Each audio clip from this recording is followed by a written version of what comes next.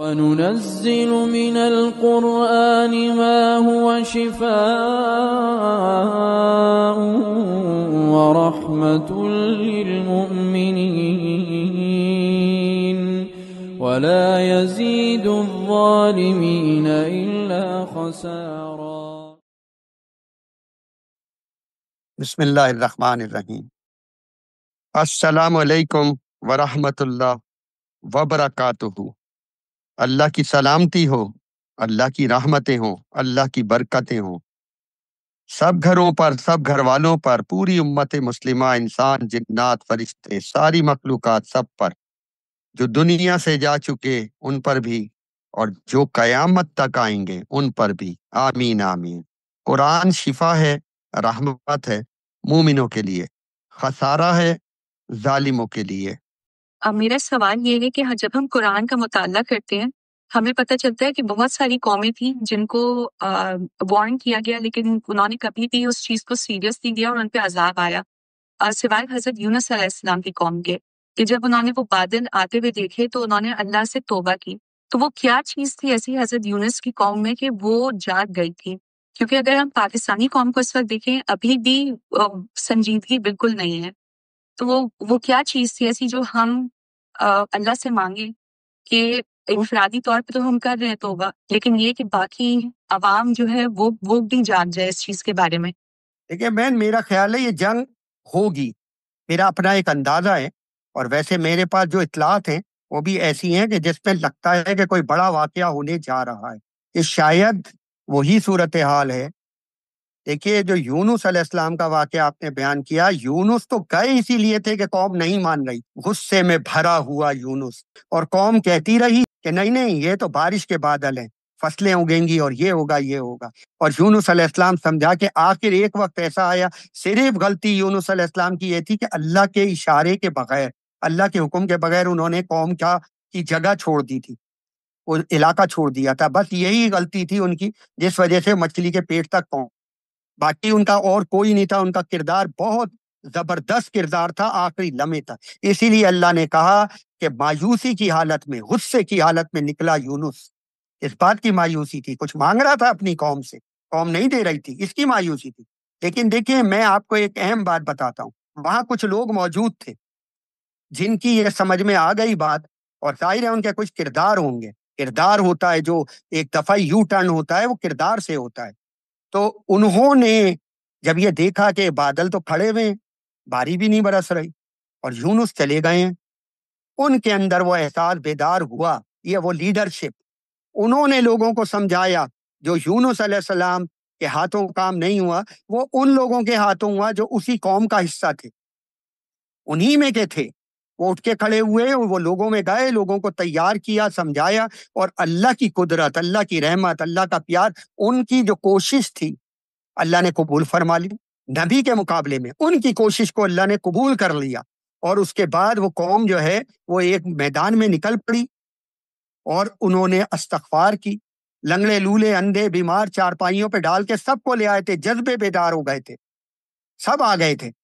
ٹھیک ہے، اور انہوں نے میدان میں نکل کر استغفار کی اور اللہ نے قبول فرما لیا۔ لیکن قرآن میں اللہ نے یہ لکھ دیا، یہ ایک ہی قوم تھی تاریخ دنیا میں، صرف ایک قوم، ایک مثال۔ تو کیا وہ ایک مثال ایک ہی ہے اور ایک ہی رہے گی؟ ایک ہی رہے گی یہ مثال؟ مجھے تو لگتا ہے کہ کچھ ہونے والا ہے، اس لیے کہ اس قوم نے جو باتیں کی ہیں اور جو اس قوم نے حرکتیں کی ہیں، اس کا کوئی نتیجہ تو آج نہیں تو کل نکلے گا۔ تو صحیح، قرآن میں لکھا ہے جو عمل کرو گے اس کا نتیجہ تو نکل کے رہے گا۔ تو کیا نتیجہ ہے ہمارے اعمال کا؟ یہ سب کچھ ہو چکا، شاید کہ اب یہ جو جنگ مسلط کی گئی ہے آنن فانن، میں تو بہت دنوں سے دیکھ رہا تھا، ٹھیک ہے، اور ابھی بھی میرے پاس جو بالکل آخری اطلاعات ہیں وہ یہ ہیں کہ زبردست طریقے سے دونوں فوجیں سرحد پہ کھڑی ہیں اور انتظار میں ہیں۔ اب دیکھیے کیا ہوتا ہے، ایسے عالم میں تو یہ ہوتا ہے ایک پتھر بھی ادھر سے ادھر پھینک دے کوئی منافق تو سارا رنگ جو ہے نا وہ بدل جاتا ہے، پھر جنگ شروع ہو جاتی ہے، اور قوموں کی زندگیوں کے فیصلے شروع ہو جاتے ہیں ہونے۔ اور یاد رکھیے گا، کسی صورت یہ ہمارے اعمال ہرائیں گے، اگر پاکستان ہارے گا، اگر پاکستان برباد ہوگا، یہ اس قوم کے اعمال ہیں۔ اس قوم کی بدماشیاں ہیں، ضلالتیں ہیں، جنہوں نے کسی کی اصلاح نہیں کی سوائے ایک دوسرے کے کو مارنے کے اور ذلیل کرنے کے، کسی نے کسی کی اصلاح نہیں کی۔ یہ ہمارے نتیجے ہیں جو نکلیں گے، اور شاید کہ اللہ کا فیصلہ یہی آ جائے، کیونکہ سورہ کہف کی آیتوں میں دونوں مضمون موجود ہیں، جنگوں کا مضمون بھی موجود ہے کہ ان کے ذریعے سزائیں ملیں گی، اور قحط اور زلزلے اور بڑے بڑے سیلاب اور بڑی تکلیف دہ قسم کی عذاب وہ بھی موجود ہیں۔ لیکن اللہ نے کہا ہے کہ ایسا تمہارا حشر کروں گا میں کہ تاریخ دنیا میں کبھی کسی کے ساتھ یہ نہیں ہوا ہوگا جو تمہارے ساتھ ہوگا، اس قوم کے لوگوں کے ساتھ، آج کی دنیا کے لوگوں کے ساتھ، امت مسلمہ کے لوگوں کے ساتھ۔ اور ہم کیا کر چکے؟ ہم سب کچھ کر چکے نا، ہم سب کچھ کر چکے۔ ہم نے یہ جو فلسطین کا معاملہ تھا اس میں سب کچھ کر کے دکھایا کہ ہم صرف باتیں بنانے کے سوا ہم اس امت مسلمہ کے کسی درد میں، کسی قتل عام میں، کسی پریشانی میں، کسی دکھ میں ہم شریک نہیں ہیں۔ ہم نے اللہ کو یہ مہر لگا کے بالکل دے دیا، ہم نے اپنا سرٹیفکیٹ، یا اللہ دے، ہم بالکل تیار نہیں ہیں۔ ہمارے لیے جو ہمارے بچے ہیں نا، 2 بچے ہی اچھے، یہ 2 بچے کافی ہیں، اور انہی کی فکر مندی ہے ہمیں، ہم انہی کے لیے روئیں گے، انہی کے لیے گائیں گے، اور انہی کو لے کے ان کی نہ تربیت نہ کچھ، صرف کمانے کی فکر ہے۔ یعنی ایسے بے غیرت قوم کہ جہاں اپنی اولادوں کو سوائے کمائی کے نہ جنت، نہ قبر کا عذاب، نہ جہنم کا عذاب، نہ جنت کی نعمتیں، اس قوم نے کچھ بھی نہیں دیا۔ اس نے صرف یہ کام کیا کہ تو بھی کمائے گی، تو بھی کمائے گا، یہ جنت ہے، اس سے ملے گی جنت، یہ جنت کی تیاری ہے۔ یہ پوری قوم کر رہی ہے، روزانہ کرتی ہے، روزانہ بلا ناغہ کرتی ہے قوم یہ سارے کام، پوری زندگی گزار لے اسی طریقے سے، اور اماں ابا کہتے رہے حل من مزید، بیٹا کتنے کی جاب ملی،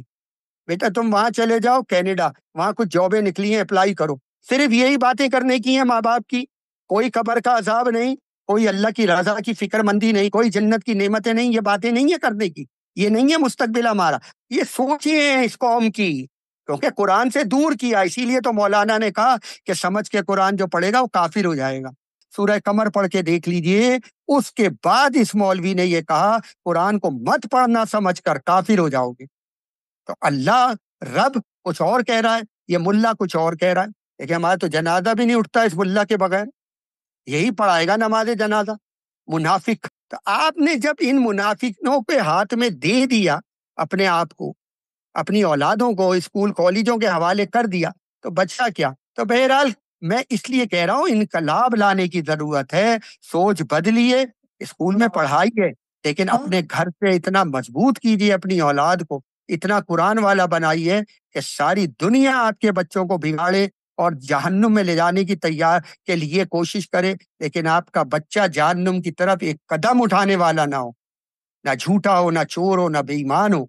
ہر لحاظ سے آپ کا بچہ محفوظ ہو جائے۔ یہ کرنے کا کام ہے، یہ کرنا ہوگا، اور قوم کو اٹھا کے کھڑے کرنا ہوگا۔ یہ جتنی جنگوں کے معاملات ہیں اس خوف سے نکالنا ہوگا ہمیں، اور ہمیں قوم کو یہ بتانا ہوگا کہ تمہارے کرنے کا کیا کام ہے، تمہارے ہر گھر کے اندر یہ باتیں ہوں اور لوگوں کو تیار کیا جائے۔ بہرحال یہ سب چیزیں ہیں، اس وقت موقع ہے کہ ہم قوم کو تک جائیں، قوم کو سنبھالیں، انہیں سمجھائیں،